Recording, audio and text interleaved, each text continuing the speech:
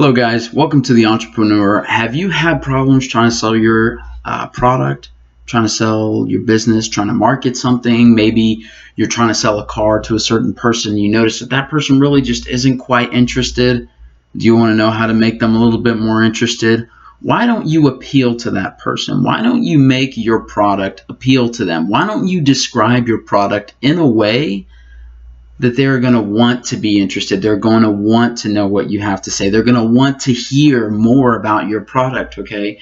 The reality is everybody has a different personality type, okay? Now, just to give you an idea, I used to be a dance instructor at Arthur Murray Dance Studios, and that is a multi-million-dollar company. It's a huge company. It's a franchise dance studio, and we had one of the toughest jobs of selling 40-minute dance lessons for $110, okay? Not a lot of people that you know will spend $110 for a 40-minute dance lesson, right?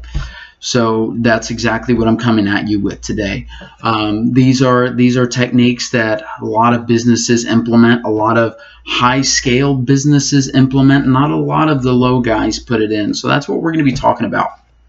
Personality types. Okay, personality types. Every customer has a different personality, okay? If I can appeal to you, if I can appeal to your personality, to your emotions, to make you feel the different things you want to feel, you're probably going to buy my product. And also, of course, if I can get you to like me in the process, that'll help too. So one thing, I have a little bit of notes what we're going to be talking about today. We're going to be going over the 4 personality types in selling. We're going to be going over the emotions that drive these individuals. We're going to be going over benefits versus features, which is kind of like a little bonus clip kind of thing. And of course, how to attract each personality type and what sets them off and gets the big not interested. Okay, that's what we're talking about today.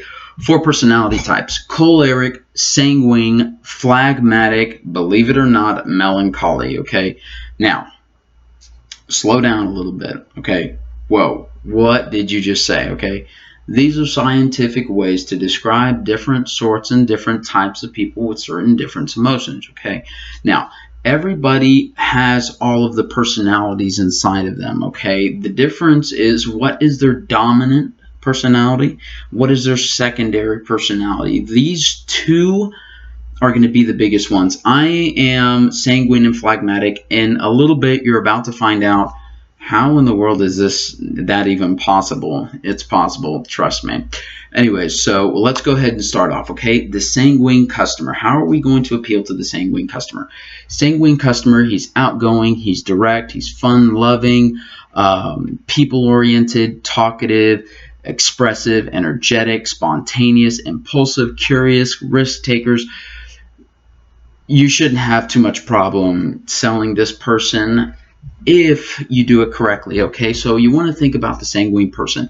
It's really a lot about him, okay? So you want to make sure, and I'm trying to get all this stuff jam-packed into the amount of time that I have, you really want to get all of the emotions right for the sanguine person. You want to make sure when you're selling to the sanguine person, you have to realize that the sanguine person wants to look good. He wants all eyes on him, okay?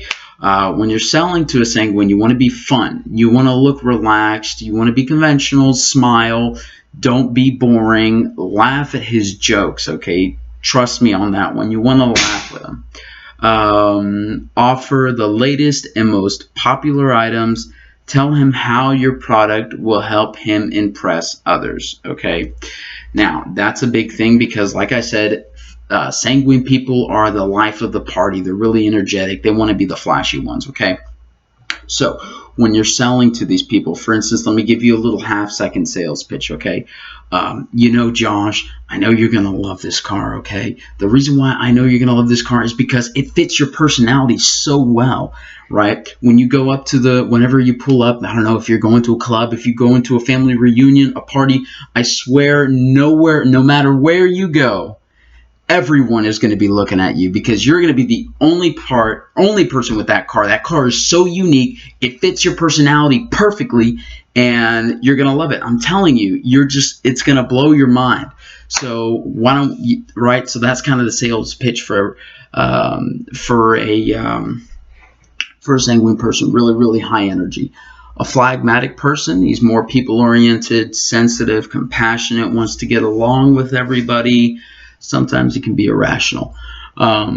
Whenever we do a sales pitch for phlegmatic people, what you want to keep in mind is the primary concern with the phlegmatic person is they want to make sure that they get along with everybody. They're not going to make a decision that's going to make somebody mad or that's going to, rub feathers the wrong way, because that's not a phlegmatic person. They're really, really peaceful, really, really low key. They want to keep everything down to minimum. When you're selling these people, you want to be warm, be friendly, let them know more about you, and slow down and be patient, okay? Definitely take your time with these people. Don't be pushy. Let them talk to other people before taking a decision. That works, but you have to be careful with who they talk to, because if you get a third-party objective, let's say they have a choleric friend, gosh, that guy, he's probably going to talk them out of it. So you have to be careful with that one. Sometimes it's a good thing, sometimes it's a bad thing. But generally what I have found is even if they do have a third-party objection, usually they will talk themselves into something if you'll just let them talk. Miss French comes up to me and says, I really want to buy these dance lessons, but my daughter says that they're stupid, they're really, really overpriced. And even though I want to be like, oh, well, tell your daughter to hit the road, or it's your life, it's your money, right? I simply asked Miss French, I was like, well, Miss French, I'm really sorry about that. How do you feel about it? And she talked herself right into it. She was like, well, I need this. This is something that I really want. It makes me feel comfortable. It makes me feel safe, da da da da da. And so I got the sale. So just let them have their space. Let them talk. Choleric people, they are direct, they're task-oriented, they're impatient, they're bottom-line focused, make quick decisions, and they're very, very sophisticated. Okay, so these people, they are the engineers of the world, right? These people, they are the leaders. They are the ones that want to be in command. They are the trigger pullers. They are the people who they're a force to be reckoned with kind of thing, right? Choleric's primary concern are money, success, and achievement, okay? Whenever you're selling to a choleric person, you want to provide them with facts. Describe all the features. You want to explain all the benefits very clearly.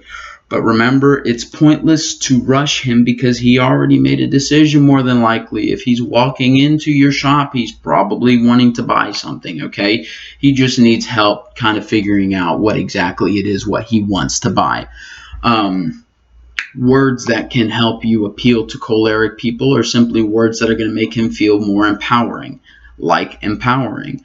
Empowering, authoritative, powerful, in control, commanding, whatever you do, using words like that really, really appeal to choleric people, and just that feeling in general. If you want to spark that feeling in them, that's also going to help out your case.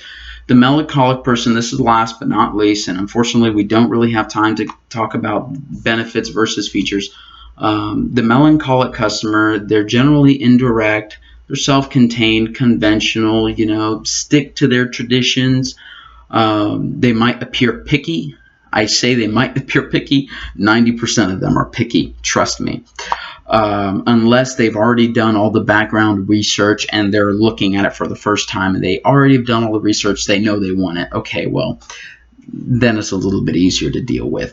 They take a long time to make a decision. The reason is because these are the people that want their ducks in a row. Okay, they're not going to do something spontaneously. They are the exact opposite of sanguine people. Okay, they generally wait a long time before they make a decision. And of course, they're very, very orderly. They avoid risk. These are generally your people who are in management and different things like that. Melancholics' primary concern are convention, social acceptance, social approval, and accuracy. Accuracy is one of the biggest things, okay? When you're selling to a melancholic, this is a different beast. It's not like a choleric or a sanguine. It's not an easy sale. You need to know everything. You need to get your ducks in a row. You need to know the facts. You need to know the product like the back of your hand. The reason is because melancholics want to know everything. They want to do the research. And if you come up to them as the salesman that doesn't really know everything, they're not going to like you. They're probably not going to buy from you, okay? If you approach them as the professional, intelligent, you know everything about the product, you know the ins and the outs, you're the smartest guy on the floor, they'll probably want to buy with you because you'll make them feel safe. You'll help them with those facts, and you'll inevitably, more likely, get the sale. And of course, don't rush them to make a decision. They're going to talk about it. They're going to think about it. These are the kind of people that you have to follow up with. You want to follow up with them, give them a call, and that kind of stuff. Anyways, if you implement these things, okay, now every week we're going to be coming out with a video that's going to be another just a little tip, a little trick, a little sales technique, or whether it be sales, whether it be for personal development, whether it be for getting that promotion, whatever it be, we're going to be coming out with these little tips and tricks every week. Subscribe, because you don't want to miss out on that information. If you miss out on that information, that could cost you a lot of money, okay? Not hitting that subscribe button, it's not going to be a big deal. But hitting that subscribe button, that's when you're going to notice a big boost in your life. That's when you notice a whole bunch of small tips, small tricks that you can implement that are going to make your life run a lot simpler. So my name is John Anderson. This is The Entrepreneur, and thank you for tuning in, and I will see you guys next time.